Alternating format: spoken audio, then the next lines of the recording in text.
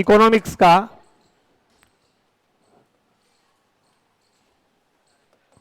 वो है बजट। और सबसे ज्यादा क्वेश्चन भी किससे आते हैं? बजट से आते हैं कि नहीं? बजट से आते हैं। तो बजट इस बार जो हम पढ़ेंगे वो पढ़ेंगे बजट 2023-24 का। लेकिन उससे पहले हमें यह समझने की जरूरत है बजट की जरूरत क्यों है। पहली बात है बजट क्यों लाया जाता है, इसकी जरूरत क्यों है, पहले इस पे बात करेंगे। दूसरी बात, फिर बजट की संरचना कैसी होती है, क्या क्या होता है बजट में, उस पर हम लोग बात करेंगे। ठीक है, संरचना के बारे में, फिर बजट पास कैसे होता है, संसद में क्या प्रोसेस होती है, उस पर मैं बात करूंगा। और उसके बाद फाइनली बजट 2023-24, बजट 2023-24। ठीक है, सबसे पहली बात है कि बजट की आवश्यकता क्यों होती है। देखो, बजट हमें तब बनाना पड़ता है जब हमें यह नहीं पता होता है कि सामान्य तौर पर हमें कितनी आय हमारे प्राप्त होगी, कितना बीए हमारा परफेक्टली होगा, हमारे पास पैसा उतना है या नहीं है, कब कितना खर्च हो जाएगा, क्या हो जाएगा, उन मामलों में हमें बजट बनाने की जरूरत पड़ती है। अभी मैं आपसे यह कहता हूं कि कोई व्यक्ति ठाकुर द्वारा पढ़ने के लिए आने वाला है, तो उसके माता पिता उससे कहें कि बता बेटे तुझे कितने रुपए महीने के चाहिए, तो वो तुरंत बोल देगा कि मेरे को 2000 रुपए चाहिए। नहीं, वो कहेगा रुक जाओ मैं अपना बजट बना लूं पहले। बोलेगा या कि नहीं? पहला मुंह से ही निकलेगा मैं अपना बजट बना लूं।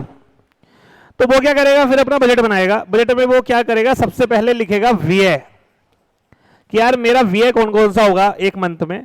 तो वो लिखेगा मेरे को 2000 रुपए मान लो रूम का देना है, 2000 रुपए मान लो मेरे को खाने का देना है, 1000 रुपए मेरे फी वगैरह के हो गए, और बाकी 500 या कुछ और रुपए और इसने जोड़ दिए। तो वो कहेगा कि मेरा जो बजट है वो 5500 रुपए का हो रहा है, जो मेरा खर्च महीने का होगा।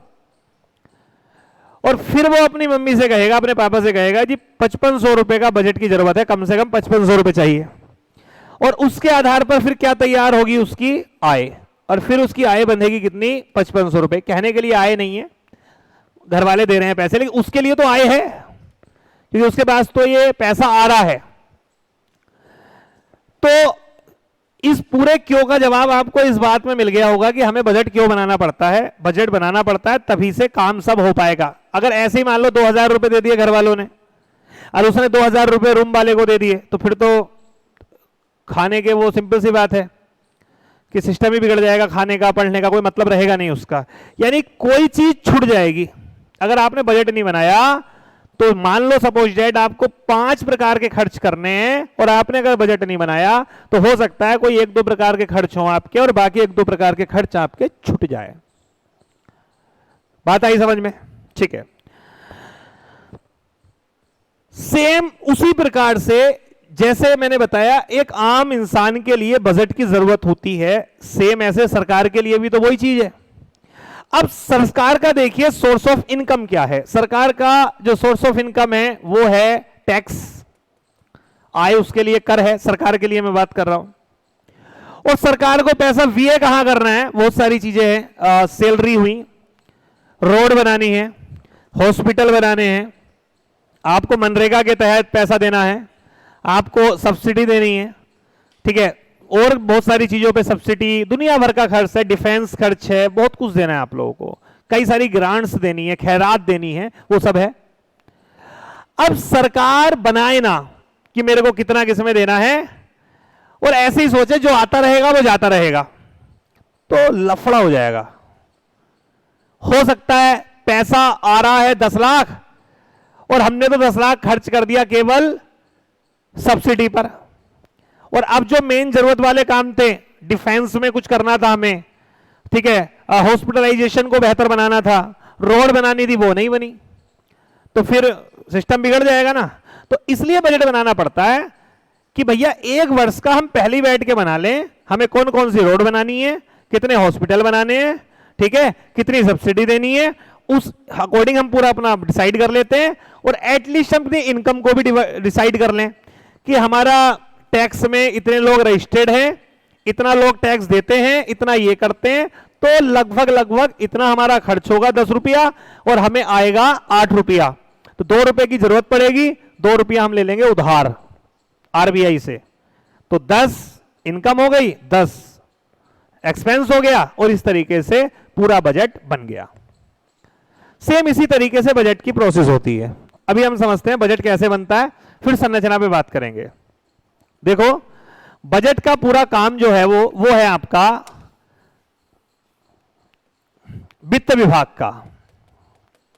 वित्त विभाग जो है, वित्त मंत्रालय लिखूं, विभाग नहीं, हम लिखेंगे वित्त मंत्रालय। जो मिनिस्ट्री ऑफ फाइनेंस है वो बहुत बड़ी मिनिस्ट्री है, उसमें कई सारे डिपार्टमेंट आते हैं, अलग अलग डिपार्टमेंट आते हैं। तो उसी में से एक विभाग का काम होता है बजट को तैयार करना। अब ये मैं आपको घर काम दे रहा हूं, थोड़ा सा सर्च करना और मेरे को बताना कल सर्च करके कि वित्त मंत्रालय के अंतर्गत कौन सा वो विभाग है जो बजट को बनाता है, जिसका काम है बजट को बनाना। ठीक है, उस बहाने कम से कम बजट के बारे में कुछ बातें तुम टटोलोगे। तो अब होता क्या है, चूंकि बजट बनाएगा वित्त मंत्रालय, तो अब सबसे पहले वित्त मंत्रालय क्या करता है, जैसे अभी एक बात और समझिएगा भाई, जब आप बजट बनाओगे तो बजट का एक टाइम भी तो होगा। फॉर एग्जाम्पल अब महीने का बजट बनाना है तो महीना निकलने के बाद बनाओगे या महीना पहले से बनाओगे। अब डिपेंड करता है आपका महीना कितनी तारीख से शुरू होता है। महीना 15 तारीख से शुरू होता है तो 10 में बना लोगे, 1 से शुरू होता है तो पिछले महीने की 25 को बना लोगे। तो ऐसे ही हमारा जो देश का जो एक वित्त वर्ष माना जाता है वो वर्ष शुरू होता है आपका 1 अप्रैल से और चलता है 31 मार्च तक चलता है। फॉर एग्जाम्पल अगर ये 2023 है, 23 में, तो फिर ये 2024 तक चलेगा। और मान लो ये 2024 है तो ये कहां तक चलेगा, फिर 2025 तक। यानी 2024 के 1 अप्रैल को जो शुरू होगा वो खत्म होगा 31 मार्च 2025 तक। अभी मान के चलो कि हम लोग हैं और हम बजट बनाते हैं, कैसे गवर्नमेंट बजट बनाती है। तो 2024-25 का बजट भी बनना है। तो 2024-25 का जो बजट बनना है, इस समय के लिए जो बजट बनेगा वो पहले ही बनाना पड़ेगा या नहीं बनेगा? पहले ही बनाना पड़ेगा। कितना पहले? लगभग यार 3-4-5 महीने तो चाहिए बजट बनाने के लिए। ऐसे तो है नहीं एक दिन का काम हो, बहुत सारी मदें होती हैं, बहुत सारी चीजें होती हैं। तो वित्त मंत्रालय क्या करता है आपका? वित्त मंत्रालय का वो डिपार्टमेंट जो बजट बनाने का काम करता है वो सभी मंत्रालय और सभी विभागों के पास ये भेज देता है कि बताओ भैया, तुम्हें इस वर्ष का मतलब है आने वाले वर्ष में 1 अप्रैल 2024 से 31 मार्च 2025 तक तुम्हें कितने इनकम की जरूरत होगी, यानी कितना तुम्हें पैसा चाहिए। तो अब ये सब डिपार्टमेंट क्या है, अपना अपना ब्यौरा बना के भेजेंगे कि जी हमें ये रोड बनानी है, तो परिवहन विभाग अपना बना के देगा। ठीक है, एजुकेशन मिनिस्ट्री अलग से अपना पूरा शिक्षा का बना के देगी। सब जितने भी विभाग है सब बना के देंगे अपना, भैया हमें इतना इतना पैसा चाहिए। तो भैया उनसे ये भी माना जाएगा, ये भी बताओ तुम्हारी इनकम क्या रहेगी। भाई अलग अलग विभाग पैसा कमाता है ना, तो आप अपनी इनकम भी बताओ, आप अपनी खर्च भी बताओ कितना चाहिए। तो फाइनली क्या होगा, वित्त मंत्रालय के पास 2 डाटा आ जाएंगे मंत्रालयों के, यानी मंत्रालय और मंत्रालय का व्यय कितना होगा और मंत्रालय को आय कितनी होगी, ये पूरा डाटा आ जाएगा। फॉर एग्जाम्पल एक्स मंत्रालय है, उसने कहा जी व्यय होगा 120 रुपए बट आएगा 100 रुपए। वाई मंत्रालय ने कहा जी 150 रुपए व्यय होगा और 100 रुपए आएगा। किसी ने कहा जेड ने जी 130 रुपए व्यय होगा और 100 रुपए आएगा। अभी जब पूरा वित्त मंत्रालय इनको जोड़ेगा तो वो देखेगा जोड़ने के बाद कि भाई खर्च कितना बैठ रहा है 400 और इनकम कितनी बैठ रही है 300। खर्च ज्यादा बड़ा है आय से। अब इसे कैसे पूरा करेंगे, तो हो ही नहीं सकता ना, पूरा हो ही नहीं सकता। भाई कैसे पूरा होगा, ये कहां से आएगा पैसा बाकी। तो सरकार क्या करेगी, इस आय में 100 रुपए की आय अपनी तरफ से जोड़ देगी और इस पे लिख देगी ऋण। ये ले लिया सरकार ने ऋण, ये ऋण ले लेगी 100 रुपए का, इसे भी वो 400 बना लेगी। एक तरीका तो ये है ऋण लेने का। दूसरा एक तरीका ये है कि ऋण लेंगे तो लोग ये कहेंगे ऋण ले लिया, बताओ 100 रुपए का, ऐसे ऋण लेके चला रहे हैं। तो एक काम करो, कुछ बेच दो। जैसे LIC के 5% शेयर बेच दो जो गवर्नमेंट के पास है। बात समझ रहे कि नहीं? एयरपोर्ट बेच दो, कुछ भी बेच दो। तो उधर से क्या होगा, जब बिकता है ना वो भी इनकम में दिखा देंगे, इस मंत्रालय की इनकम है, उसने बेचा है। तो ऐसे कर लेंगे, कुछ बेच देंगे, उससे 50 रुपए आ जाएंगे और 50 रुपए का ऋण ले लेंगे RBI से। करना 100 है, ये ऐसे फिर हो गया 400 व्यय 400 आय। और इस तरीके से दोनों का जो आया घटा करके वो आ गया 0। ऐसे बनता है बजट। बजट में आप ये मत सोचना कि बजट में घाटा होता है। बजटीय घाटा तो 0 होता है। बजट में आय और व्यय बिल्कुल इक्वल होते हैं, लेकिन वो इक्वल तब होते हैं जब उसमें ये दो चीजें जुड़ जाती हैं। इन्हें हटा दो, तब देखो तब क्या है, तब ये जो निकल के आएगा ना 100, इसे हम बोलते हैं राजकोषीय घाटा। ये है राजकोषीय घाटा, इसे बोलते हैं राजकोषीय घाटा, 100 रुपए। लेकिन सरकार क्या करती है, वो मैंने बताया ना, इस राजकोषीय घाटे को पूरा करने के लिए क्या कर लेती है, ऋण ले लेती है RBI से। और ऋण डलते ही मामला बजट में जो घाटा होता है वो दिखना बंद हो जाता है। तो इस तरीके का सिस्टम होता है। तो क्या करता है वित्त मंत्रालय में, ये पूरा इस तरीके से आय और व्यय का एक सिस्टम तैयार कर लिया जाता है। इसे तैयार करने के लिए अब से शुरू हो जाता है काम। ये क्या चल रहा है, अक्टूबर, हाँ नवंबर से, मान लो नवंबर से वित्त मंत्रालय काम करना शुरू कर देगा बजट का, ठीक है। और बैठकें होंगी, हर मंत्रालय के पास नोटिस जाएगा तुम्हें ये करना है वो करना है, ठीक है। उनसे ये भी कहा जाएगा इनकम बढ़ाने की कोशिश करना, ये करना वो करना। तो डिपार्टमेंट अलग अलग तरीके से काम सिस्टम करेंगे काम कि एक काम करते हैं, चलो तंबाकू पे थोड़ा टैक्स बढ़ा देते हैं, ठीक है, इस पे थोड़ा टैक्स घटा देते हैं, इस पे ये कर देते हैं वो कर देते हैं। पूरा सिस्टम काम करता है और पूरा वो अपना एक डाटा भेज देते हैं वित्त मंत्रालय के पास, और फिर वित्त मंत्रालय इस तरीके से अपना बजट तैयार कर लेता है। अब मान लो वित्त मंत्रालय ने बजट बना लिया, ये काम निपटा लेते हैं जनवरी में, जनवरी तक काम ओके हो जाता है, बजट पूरा बन के बैग में आ जाता है। अब फरवरी के पहले सप्ताह में राष्ट्रपति महोदय इनवाइट करते हैं फाइनेंशियल मिनिस्टर को, आओ भैया बजट बताओ हमारी संसद को, क्योंकि लोकतंत्र है, ये थोड़ी है अपनी इच्छा से ये खर्च करोगे, वो बताना पड़ेगा और इसे पास होना पड़ेगा। ये पास होगा तभी इतना पैसा तुम खर्च कर पाओगे, अन्यथा ये भी नहीं कर पाओगे। तो फिर वित्त मंत्री फरवरी के पहले सप्ताह में लेके जाते हैं बजट। सबसे पहले बजट लोकसभा में रखा जाता है, लोकसभा से पास होता है। वो बजट लेके जाएंगे वित्त मंत्री और जाके फिर बजट के बारे में बताएंगे कि हमारा बजट में हमने ये रखा है, ये है, इतना टैक्स यहां से, इतना वहां से, ये ऐसे करके वैसे, वो पूरा बताएंगे। फिर उस पर वोटिंग होगी। ये प्रोसेस में समय लगेगा, इसमें पूरा मान के चलो 2-3 महीने लग जाएंगे। लेकिन सामान्यतः ऐसे मान लो कि 1 अप्रैल से चूंकि वो लागू होना है, तो 1 अप्रैल से पहले पहले लागू करना, मतलब पास करना बजट को, वो थोड़ी सी बाध्यता होती है कि पहले ही पास कर दिया जाए। और इस तरीके से वो बजट पास होता है और फिर पूरे वर्ष उसी के अनुसार काम होता रहता है। लेकिन बजट तो आंकड़े हैं ना, ये तो अनुमानित आंकड़े थे ना विभागों के। अब विभाग ने कहा जी हमारा 100 रुपया 120 रुपया खर्च होगा और 100 रुपये आय होगी। क्या ये इनकम 100 रुपये रहने वाली है क्या? नहीं।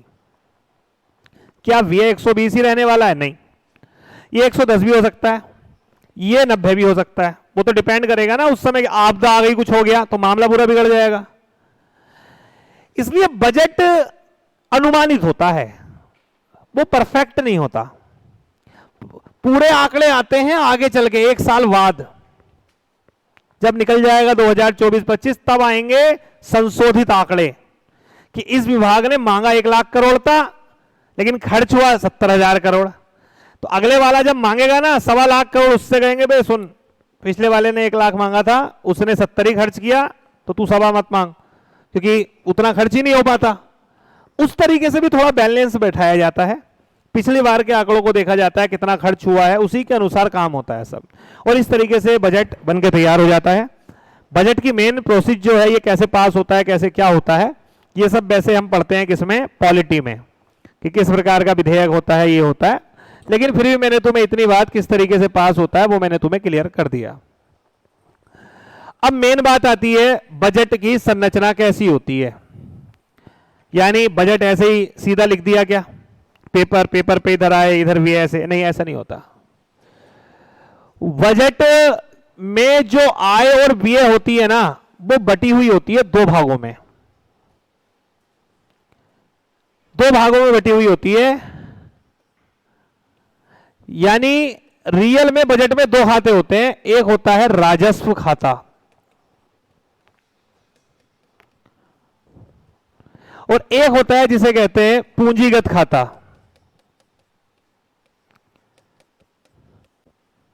एक होता है राजस्व खाता, एक होता है पूंजीगत खाता। बजट में ऐसे नहीं होता सीधा लिख दी आय व्यय, नहीं, दो भागों में डिवाइड करा जाता है। ठीक है, दो भागों में खर्च डिवाइड होता है और वो इस तरीके से बैलेंस बनाया जाता है। राजस्व खाते में अब शामिल होगी आय और व्यय, यानी राजस्व आय और ऐसे ही राजस्व व्यय। सेम पूंजीगत खाते में पूंजीगत आय और पूंजीगत व्यय।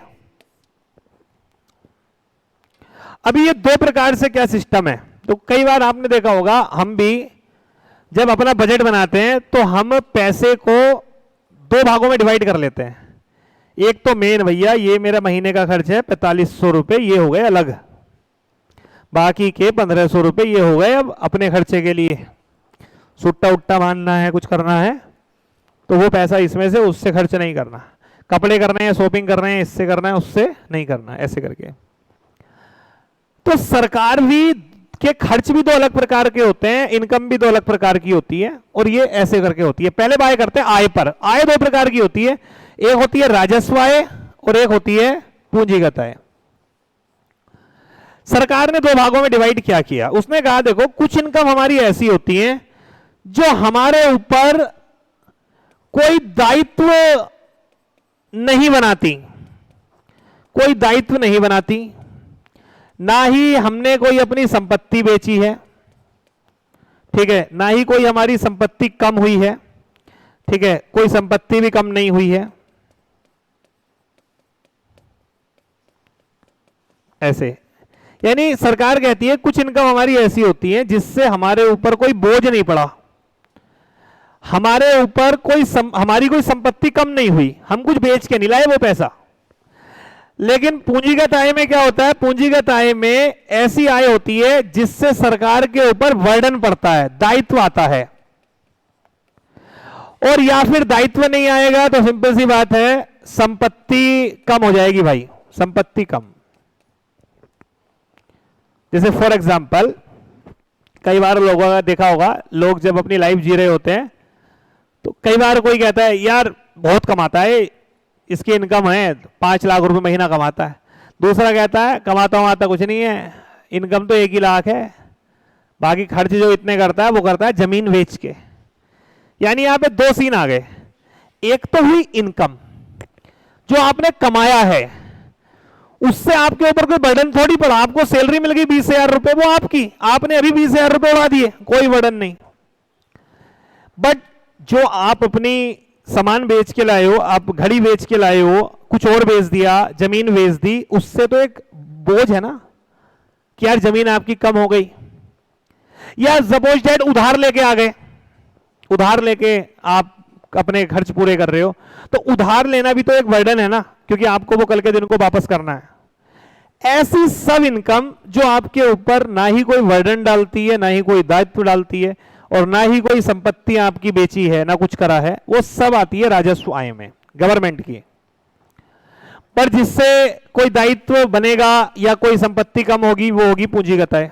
एग्जाम्पल के तौर पे जैसे अगर हम राजस्व आय की बात करें तो इसमें दो प्रकार की आय हम कह सकते हैं, एक कर से प्राप्त आय और एक गैर कर से प्राप्त आय।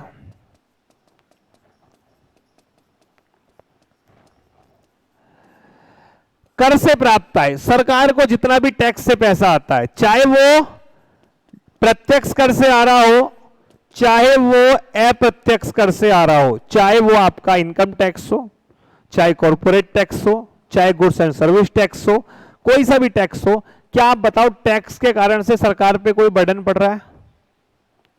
कोई उस पर स्पष्ट कोई क्लियर बर्डन पड़ रहा है उसको ये करना है? वो कोई प्रॉपर्टी बेच के ला रही है गवर्नमेंट? नहीं, नहीं ना, वो तो लोग दे रहे हैं, ठीक है। दूसरी होती है जो गैर कर से प्राप्त आय, ऐसी होती है उससे भी कोई दायित्व नहीं बनता, कोई संपत्ति कम नहीं होती है। इसमें हम बात कर सकते हैं, एक तो जैसे जो पीएसयू हैं, पब्लिक सेक्टर यूनिट्स, सरकारी कंपनी, सार्वजनिक उद्यम, ऐसे कह दो आप, जो सरकारी उपक्रम है उनसे जो लाभ होता है, उनसे जो प्रॉफिट होता है, ठीक है। मैं ये कह सकता हूं सरकारी उपक्रम मतलब हो गया कंपनी की आय। अब जैसे फॉर एग्जांपल आप ऐसे मानो एसबीआई ने एक साल में 10,000 करोड़ कमाया। अब एसबीआई में मान लो मेन शेयर 60% शेयर सरकार के हैं, तो 60% प्रॉफिट किसका हुआ? सरकार का।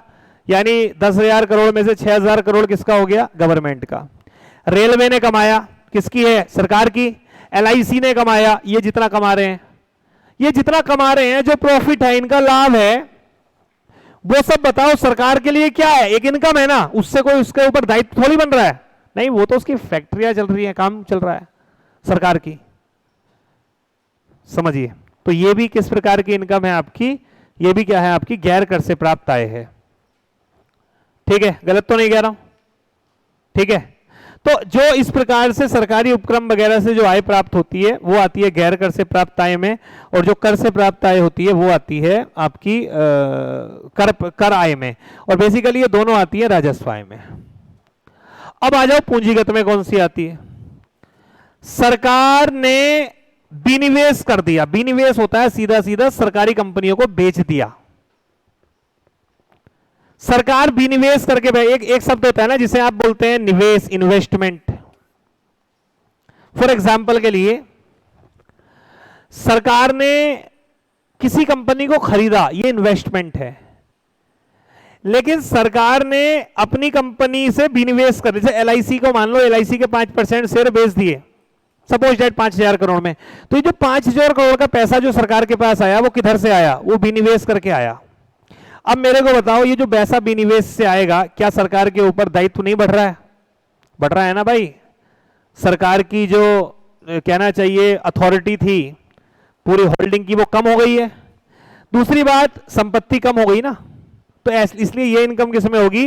पूंजीगत आय में होगी। तो विनिवेश से प्राप्त आय हो, या दूसरा मैं कह दूं सीधा सीधा मायने में ऋण। सरकार क्या लेके आ जाए? ऋण। तो ऋण सरकार किससे लेती है? आरबीआई से। लेकिन आरबीआई ये मत सोचो वो आरबीआई ऋण अपने पास से देता है, नहीं। जितने का आरबीआई ऋण देता है वो उतने के ही बॉन्ड्स मार्केट में उतार देता है, वो पैसा आपका ही तो होता है। सरकार ने लिया 2 लाख करोड़ उधार, आरबीआई ने 2 लाख करोड़ के बॉन्ड छापे और मार्केट में छोड़ दिए, वो आप लोगों ने खरीद लिए, 2 लाख आरबीआई के पास आ गया। बात समझ रहे हो? तो रियल में जो पैसा है वो पैसा सब किसका है? वो लोगों का इन्वेस्टमेंट है। तो आय सरकार की 2 प्रकार की होती है, एक प्रकार पूंजीगत आय और एक होती है राजस्व आय। समझ में आया भाई? पहले तो ये बताओ, राजस्व आय और पूंजीगत आय। आप बस माइंड में ये सोच लो, वो आय जो गवर्नमेंट की है उससे कुछ सरकार का कम नहीं हुआ, उसके आने से कुछ कम नहीं हुआ, कोई दायित्व नहीं बढ़ा, कुछ नहीं हुआ, वो सब आय राजस्व आय है। और वैसी आय जिससे कुछ दायित्व वगैरह बढ़ गया, कोई संपत्ति कम हो गई, वो सब पूंजीगत है। अभी मैं आपसे पूछता हूं, मेरे को आप बताना, रेलवे जो पैसा कमाएगा वो इनकम किस में इनकम जाएगी? वो राजस्व में, ठीक है। अच्छा, एलआईसी से जो पैसा कमाया जाएगा, अच्छा, सरकार ने, केंद्र सरकार ने किसी को उधार दिया, अब वो उस पर ब्याज दे रहा है सालाना 5,000 करोड़, तो ये 5,000 करोड़ किधर जाएगा? राजस्व में या पूंजीगत में? राजस्व में। क्यों? क्योंकि वो ब्याज दे रहा है। ब्याज कैसा है गवर्नमेंट के लिए? इनकम है ना, इनकम है। समझिए, वो सब इनकम जो कोई वर्डन नहीं बना रही, कुछ नहीं कर रही, वो सब क्या है? राजस्व है। ठीक है, अब बताओ, सरकार ने विनिवेश कर दिया, मान लो उसने LIC के शेयर बेच दिए, वो पैसा किधर जाएगा? पूंजीगत है। अच्छा, RBI से ऋण ले लिया, किधर? पूंजीगत है। बात आ रही है समझ में? ठीक है। अब अगर इनकम थोड़ी क्लियर हो गई हो बात, तो अब कर लेते हैं VA वाली बात। ठीक है, VA का कैसे, इसे साफ कर दूं क्या? मैं लिखवा तो दूंगा ये अपने हिसाब से। VA में क्या होता है? VA में भी सेम है,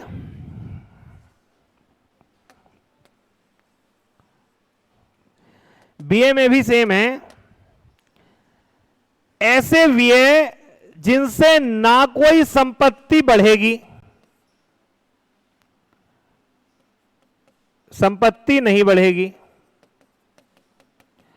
और ना ही कोई दायित्व कम होगा, वो सब VA होते हैं राजस्व VA। पूंजीगत वो VA होती है, पूंजीगत VA वो VA होते हैं जिससे या तो कोई संपत्ति बढ़ेगी, और संपत्ति नहीं बढ़ रही तो सिंपल सी बात है दायित्व कम होगा। समझाता हूं मैं आपको। ऐसा सब पैसा जिससे गवर्नमेंट भाई जैसे आ रहा है वैसे जा रहा है, पैसा आ कैसे रहा है? ना कोई संपत्ति कम हो रही है, ना कोई दायित्व बढ़ रहा है, तो इसका खर्च भी ऐसे ही होगा। खर्च जब होगा तो ना इससे कोई संपत्ति बढ़ेगी सरकार की, और ना ही इससे कोई दायित्व वगैरह भी जो है वो कम नहीं होने वाला है। फॉर एग्जाम्पल के लिए, वो खर्च जिससे गवर्नमेंट की कोई प्रॉपर्टी नहीं बढ़ रही है, कुछ नहीं बढ़ रहा है, बस वो खर्च होता जा रहा है, ऐसे ही हो रहा है, उससे कोई दायित्व कम नहीं हो रहा, कुछ नहीं हो रहा, ऐसे ही वो पैसा जा रहा है, वो सब VA किसमें होते हैं? राजस्व VA में।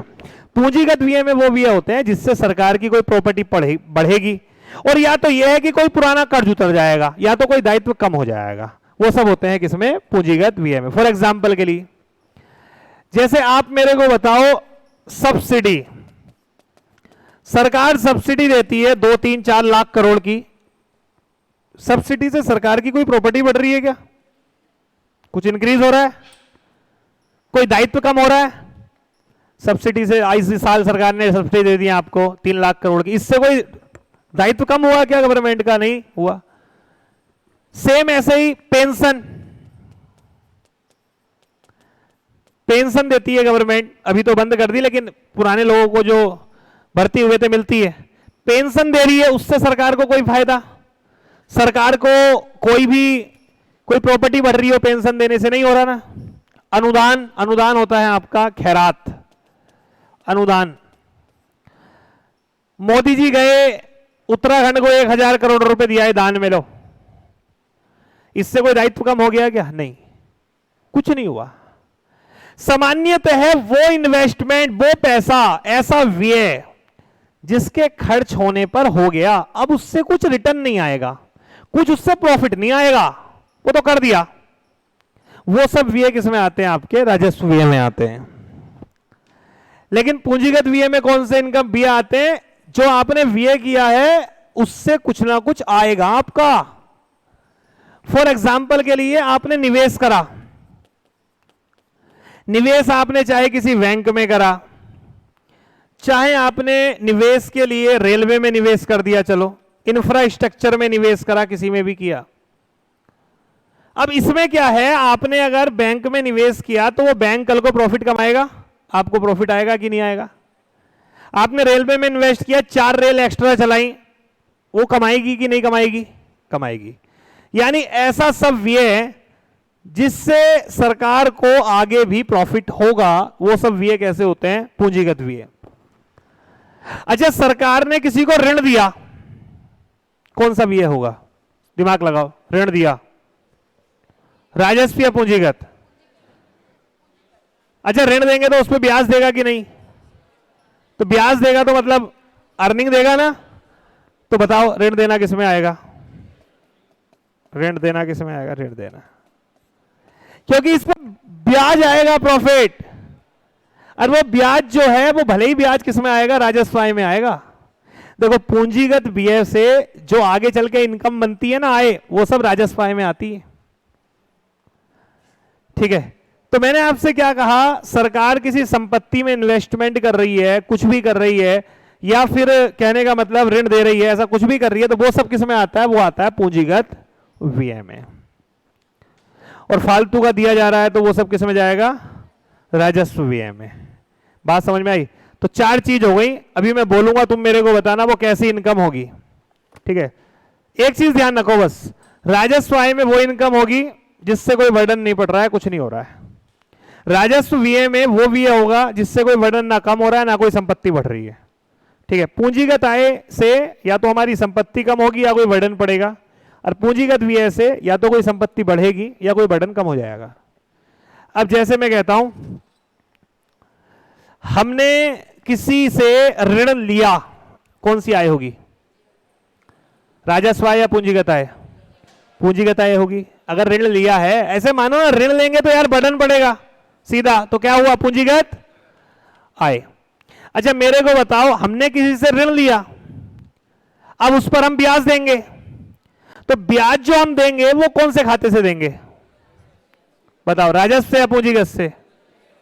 बोलो, राजस्व। क्या ब्याज देने से कोई बर्डन कम हो रहा है क्या? मूल तो वही बना हुआ है, कोई बर्डन कम थोड़ी हो रहा है। ब्याज तो जाता रहेगा जाता रहेगा, तुम कुछ ना करो 1 करोड़ वर्ष तक जाएगा। ब्याज बर्डन कम नहीं करता, मूलधन बर्डन कम करता है। इसलिए ब्याज जो जाएगा वो किधर से जाएगा, राजस्व से जाएगा। समझ में आ रही कि नहीं भाई? दोबारा समझो, आपने किसी से ऋण लिया, पूंजीगत आय में आ गया, अब इस पे जो ब्याज जाएगा वो राजस्व से जाएगा, क्योंकि ब्याज से कोई बर्डन कम नहीं होता। हां, अगर आप मूलधन वापस करोगे, मेन प्रिंसिपल वापस करोगे, तो वो पूंजीगत से जाएगा, ऐसे समझो। अच्छा बताओ, आपसे कोई ऋण लेता है, वो कौन से खाते से जाएगा, ऋण लेता है तो दिमाग लगाओ, ऋण लेगा, उस पर क्या देगा, ब्याज, यानी इनकम देगा। इनकम देगा तो वो कैसा व्यय हो गया, पूंजीगत व्यय हो गया। अच्छा बताओ, सरकार नई सड़क बनाएगी, खाता वो कौन से खाते जाएगा पैसा, पूंजीगत या राजस्व? पूंजीगत। नई सड़क बनेगी, उस पर टोल टैक्स लगेगा, उससे इनकम होगी, तो वो कैसा व्यय हुआ। अच्छा, सरकार पुरानी सड़क की मरम्मत कराएगी, राजस्व है, क्योंकि सड़क पहले से बनी हुई है, इनकम थोड़ी बढ़ने वाली है, वो तो पहले से। अब तो तुम खर्च कर रहे हो, वो केवल फिनिशिंग दे रहे हो, तो वो किससे होगा, आपका राजस्व से। अच्छा, सरकार एलआईसी में और शेयर खरीद ले, वो पैसा किधर से जाएगा, पूंजीगत से या राजस्व से? मैं कहता हूं वो और शेयर खरीद ले एलआईसी में, पूंजीगत या राजस्व? पूंजीगत से। अच्छा, एलआईसी का जो प्रॉफिट होगा,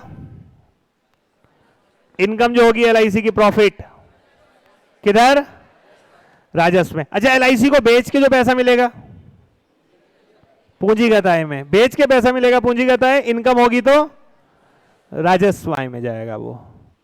तो समझ में आ गया राजस्व आय क्या होती है। अब समझ में आ पाएगा तुम्हें बजट 2023-24, क्यों? अब उसमें मैं बताऊंगा ना तुम्हें कि हमारा राजस्व आय इतना है। अब राजस्व आय में मैं बात करूंगा, टैक्स से कितना मिला है, हमें गैर कर से कितना मिला है, फिर हम बात करेंगे राजस्व व्यय की, सब्सिडी कितनी देते हैं हम लोग, ग्रांट्स कितनी देते हैं, ठीक है, और बाकी की चीजें, पेंशन वगैरह कितनी देते हैं, उस सब पर हमें बात करनी है। इसलिए ये वाली क्लास जो है वो बहुत ज्यादा जरूरी थी। अब इस क्लास के बाद अगर मैं बजट पढ़ाऊंगा ना 4 दिन 3 दिन, कोई वैल्यू नहीं है उसकी, क्योंकि उसमें वही क्लियर नहीं होने वाला है। ठीक है, तो कोई क्वेश्चन हो तो मेरे को बताओ, फिलहाल बताओ भाई।